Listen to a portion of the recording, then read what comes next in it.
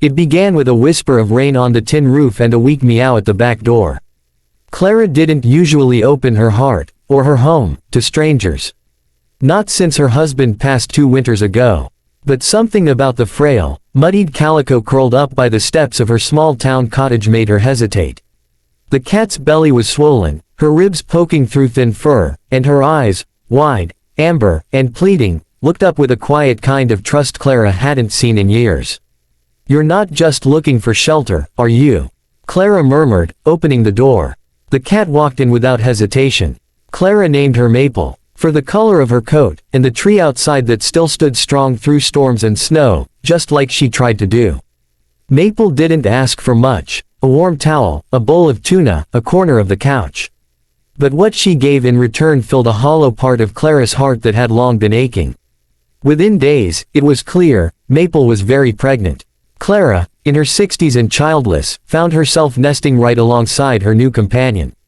She set up a cozy box in the sunniest corner of the living room, reading up on feline birth care and asking the local vet for tips.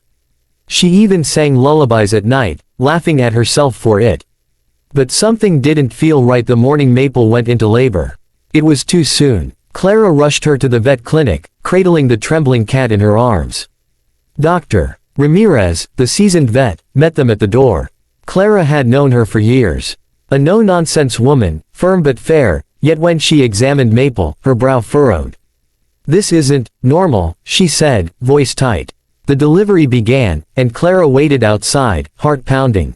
Then came the sound, not the squeals of newborn kittens, but gasps from behind the surgical curtain.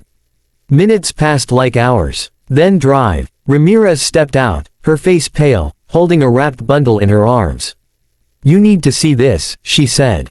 Inside, Maple lay resting, breathing slow but steady. Around her, in a soft nest of blankets, were 5 tiny, trembling creatures, not kittens.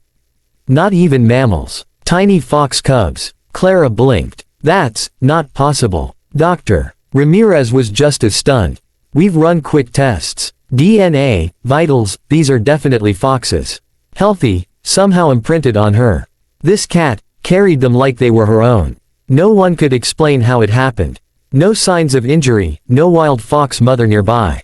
Only one thing was clear: Maple had chosen to carry and protect them. As if instinct, or love, had made the choice for her. Clara brought them all home. At first, the townspeople were skeptical. A cat raising fox cubs. Whispers in the grocery aisles. A reporter even showed up from the local station. But Clara didn't care. She watched Maple groom the cubs, their soft yips turning into gentle purrs. She saw kindness cross the boundaries of species, rules, and reason. And then, something even more unexpected happened.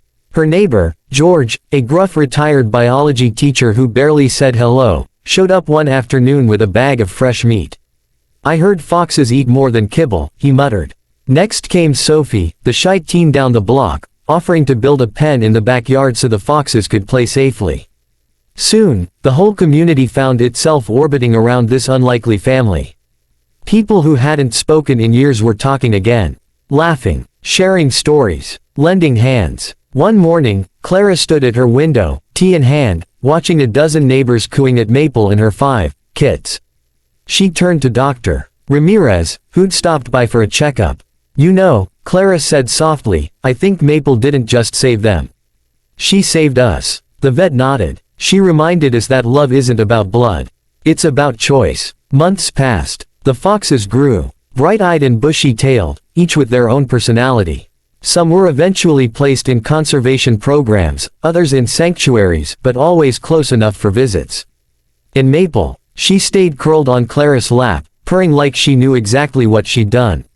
She had given birth not just to a miracle, but to a second chance. For herself, for a lonely widow, for a weary town. Sometimes, the most extraordinary acts of love come from the most unexpected hearts. And sometimes, the tiniest paws leave the biggest prints on our lives.